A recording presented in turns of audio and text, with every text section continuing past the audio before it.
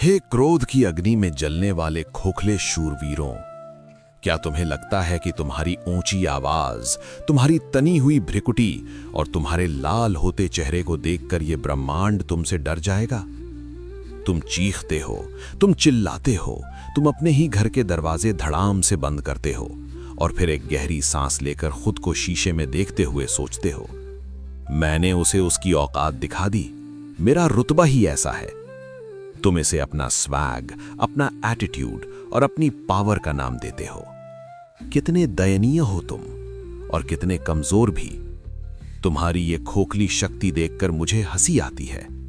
तुम खुद को एक स्वतंत्र इंसान कहते हो ना, लेकिन सच्चाई ये है कि तुम इस दुनिया के सबसे सस्ते गुलाम हो। कोई भी राह चलता इंसान तुम्हें एक अपशब्द कह दे, तुम्हारी गाड़ी के आगे अपनी गाड़ी लगा दे या तुम्हारे मन के विरुद्ध एक छोटा सा काम कर दे, और बस तुम्हारे मस्तिष्क का सारा नियंत्रण उसके हाथों में चला जाता है। वो इंसान तुम्हारे दिमाग का रिमोट कंट्रोल दबाता है और तुम किसी कठपुतली की तरह चीखने चिल्लाने लगते हो, और फिर भी तुम सोचते हो कि ताकत तुम्हारे पास है। पिछली बार मैंने तुम्हारे मोह रूपी अमृत के भ्रम को तोड़ा था। आज मैं तुम्हारे उस सबसे बड़े भ्रम को राख करने आया हूं जिसे तुम अपना अधिकार और अपनी ताकत समझते हो, क्रोध। तुम सोचते हो कि गुस्से में आकर तुमने सामने वाले का नुकसान कर दिया। आज मैं तुम्हें बताऊंगा कि तुम्हारे उस एक क्षण के क्रोध ने अदृश्य रूप से तुम्हारी ही कौन सी सबसे अमूल्य संपत्ति को जलाकर भस्म कर दिया है। ये कथा उस युग की है जब धरती पर तपस्या का तेज सूर्य से भी अधिक प्रखर हुआ करता था। कान्याकुब्ज देश के परम प्रतापी सम्राट राजा कौशिक, उनके बाहुबल का लोहा तीनों लोग मानते थे। उनके पास अक्षौहिणी सेना थी, रथ थे, गजराज थे और ऐसा अहंकार था जो आसमान को छूता था। एक बार राजा कौशिक अपनी विशाल सेना के साथ वन में आखेट यानी शिकार के लिए निकले।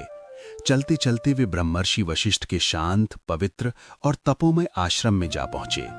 वशिष्ठ जी का आश्रम एक अलग ही लोक था। वहां सिंह और गाय एक ही घाट पर पानी पीते थे। वहां का कण कण शांति से स्पंदित हो रहा था।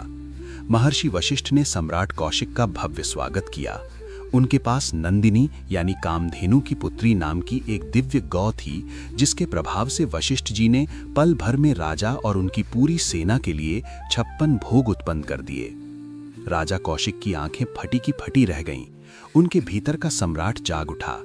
लोभ और अहंकार ने उनके मन में विष खोल दिया। उन्होंने सोचा, मैं तीनों लोगों का स्वामी हूं। ये दिव्य गाय तो मेरे राजमहल की शोभा होनी चाहिए।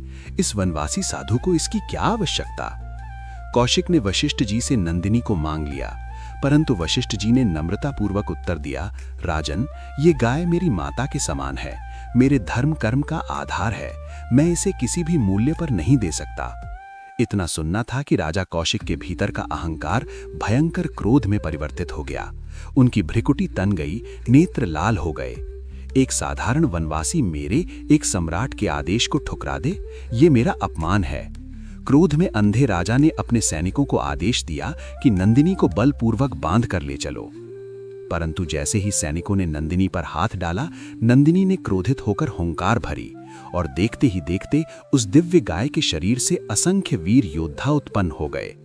कुछ ही पलों में राजा कौशिक की वो अजेय सेना उन योद्धाओं के हाथों गाजर मूली की तरह कटकर मिट्टी में मिल गई। राजा कौशिक के 100 पुत्र भी क्रोध में भरकर वशिष्ठ जी को मारने दौड़े, परंतु महर्षि वशिष्ठ ने केवल एक हुंकार भरी और उनके 100 के 100 पुत्र जलकर राख हो गए। राजा कौशिक का अहंकार टूटकर चूर चूर हो गया, परंतु उनका क्रोध शांत नहीं हुआ। वो प्रतिशोध की ज्वाला में बदल गया। उन्होंने अपना राजपाट त्याग दिया और हिमालय की कंदराओं में जाकर भगवान शिव की घोर तपस्या आरंभ की। वर्षों तक अन्न जल त्याग कर हड्डियों को गला देने वाला तप किया। अंततः महादेव प्रसन्न हुए और उन्होंने कौशिक को ब्रह्मांड के सभी दिव्य अस्त्र शस्त्र, पाशुपतास्त्र, ब्रह्मास्त्र सब प्रदान कर दिए। अब कौशिक लौटे। वे बदरे की आग में जल रहे थे। उन्होंने वशिष्ठ जी के आश्रम पर भयानक अस्त्रों की वर्षा कर दी। पूरा वन धू धू कर जलने लगा। पशु पक्षी त्राही त्राही कर उठे। आश्रम राख होने लगा। तब महर्षि वशिष्ठ अपनी कुटिया से बाहर आए। उनके मुख पर रत्ती भर भी क्रोध नहीं था, कोई भय नहीं था। उन्होंने केवल अपना लकड़ी का एक डंडा, जिसे ब्रह्मदंड कहते हैं, उसे उठाया और जमीन पर गाड़ दिया। राजा कौशिक ने अपना सबसे भयंकर अस्त्र ब्रह्मास्त्र वशिष्ठ जी पर छोड़ दिया। तीनों लोग कांप उठे, परंतु वशिष्ठ जी शांत खड़े रहे। वो ब्रह्मास्त्र उस लकड़ी के डंडे से टकराया और एक बूंद पानी की तरह उसमें समाकर शांत हो गया। कौशिक के हाथ से धनुष छूट गया। उनके सारे अस्त्र उस शांत ऋषि के सामने मिट्टी साबित हुए। तब कौशिक को सत्य का भान हुआ। धिक बलम क्षत्रिय बलम, ब्रह्म तेजो बलम बलम, अर्थात धिक्कार है इस शारीरिक और अस्त्रों के बल को, सच्चा बल तो ब्रह्म तेज और शांति में है।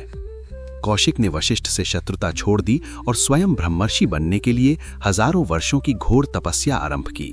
अब वे राजा कौशिक से तपस्वी विश्वामित्र बनने की राह पर थे। उन्होंने कठोर तप से अपार पुण्य और आध्यात्मिक शक्तियां अर्जित कर लीं। परंतु यहाँ सबसे बड़ा मोड़ आता है, ध्यान से सुनना। उनका अहंकार और शारीरिक बल तो खत्म हो गया था, परंतु उनके भीतर का क्रोध अभी भी जीवित था। एक बार स्वर्ग के राजा इंद्र ने विश्वामित्र की तपस्या भंग करने के लिए स्वर्ग की सबसे सुंदर अप्सरा रंभा को भेजा। रंभा ने वन में वसंत ऋतु का ऐसा मायावी जाल रचा और ऐसा मोहक नृत्य किया कि विश्वामित्र का ध्यान टूट गया। जैसे ही विश्वामित्र ने आंखें खोली और रंभा को देखा, उन्हें समझ आ गया कि ये इंद्र की चाल है। उनका मोह तो नहीं जागा, परंतु उनका क्रोध भयंकर रूप से भड़क उठा। उन्होंने गुस्से में कांपते हुए रंभा को श्राप दे दिया कि तूने मेरा तप भंग किया है। जा, मैं तुझे श्राप देता हूं कि तू अगले 1000 वर्षों तक पत्थर की मूर्ति बन जाएगी। रंभा तो पत्थर बन गई। विश्वामित्र ने अपने क्रोध से उसे दंड दे दिया, परंतु इस एक क्षण के क्रोध की कीमत क्या चुकानी पड़ी जानते हो? जैसे ही श्राप उनके मुख से निकला, उनके भीतर से एक परम शक्ति का क्षय हो गया। उनकी हजारों वर्षों की वो घोर तपस्या, जिसके लिए उन्होंने अपना शरीर सुखा दिया था, वो सारा आध्यात्मिक बैंक बैलेंस एक क्षण में जलकर शून्य यानी 0 हो गया। क्रोध ने रंभा को तो पत्थर बनाया, परंतु विश्वामित्र के हजारों वर्षों के तप और शांति को भस्म कर दिया। उन्हें अपनी तपस्या फिर से शून्य से आरंभ करनी पड़ी। क्रोध उनका अपना ही शत्रु निकला। क्या सोच रहे हो? विश्वामित्र बहुत क्रोधी थे। तुम्हें उनकी मूर्खता पर हंसी आ रही है कि एक छोटी सी बात पर अपना हजारों साल का तप गंवा बैठे। अरे कलयुग के अहंकारियों, अपने स्मार्टफोन के फ्रंट कैमरे में अपनी शक्ल देखो। तुम विश्वामित्र नहीं, तुम उससे भी गए गुजरे हो। विश्वामित्र ने तो फिर भी तपस्या करके कुछ कमाया था, जिसे उन्होंने गवाया। तुम्हारे पास गवाने के लिए है ही क्या? तुम्हें लगता है कि क्रोध तुम्हारी ताकत है। तुम अपनी ऑफिस की उस केबिन में बैठकर अपने से जूनियर कर्मचारी पर ऐसे चिल्लाते हो जैसे तुम भगवान हो। क्यों? क्योंकि तुम्हारे बॉस ने तुम्हें डांटा था और तुम बॉस के सामने भीगी बिल्ली बने रहे। तुम्हारी औकात नहीं हुई बॉस को जवाब देने की, तो तुमने अपने घर आकर अपनी पत्नी पर, अपने बच्चों पर या अपने से कमजोर कर्मचारी पर अपना वो सारा जहर उगल दिया। और फिर तुम सोचते हो मैं घर का मुखिया हूं, मेरी चलती है। धिक्कार है तुम्हारी इस कायरता पर। तुम सड़क पर जा रहे हो, किसी की गाड़ी तुम्हारी गाड़ी से जरा सी छू गई, बस तुम्हारा अल्फा मेल वाला कीड़ा जाग उठता है। तुम गाड़ी से उतरते हो, गालियों का ऐसा शास्त्र रचते हो जो किसी वेद में नहीं लिखा, कॉलर पकड़ते हो और मरने मारने पर उतारू हो जाते हो। क्या साबित कर रहे हो तुम? यही ना कि तुम्हारा अपने ही मस्तिष्क पर कोई नियंत्रण नहीं है। तुम एक जानवर से भी बदतर हो गए हो, जो केवल रिएक्ट करना जानता है। तुम्हें लगता है कि तुमने कस्टमर केयर वाले पर चिल्लाकर अपनी महानता सिद्ध कर दी, या किसी वेटर को डांटकर अपना स्टेटस दिखा दिया। ऑनलाइन गेम खेलते हुए जब तुम हारते हो तो अपना ही फोन जमीन पर पटक कर तोड़ देते हो, अपना ही कीबोर्ड तोड़ देते हो। अरे मूर्ख, विश्वामित्र ने तो श्राप देकर दूसरों का कुछ नुकसान भी किया था। तुम तो अपना ही खून जला रहे हो, अपना ही सामान तोड़ रहे हो। तुम्हें पता है तुम्हारे उस 5 मिनट के गुस्से की कीमत क्या है? वो कोई तपस्या भंग नहीं कर रहा, वो तुम्हारा शरीर नष्ट कर रहा है। वो क्रोध तुम्हारे खून में कोर्टिसोल और एड्रेनलिन का ऐसा जहर घोलता है कि तुम्हारी नसें फट सकती हैं। तुम्हारा ब्लड प्रेशर आसमान छूता है, तुम्हारे बाल सफेद हो रहे हैं, तुम्हारी पाचन शक्ति खत्म हो रही है।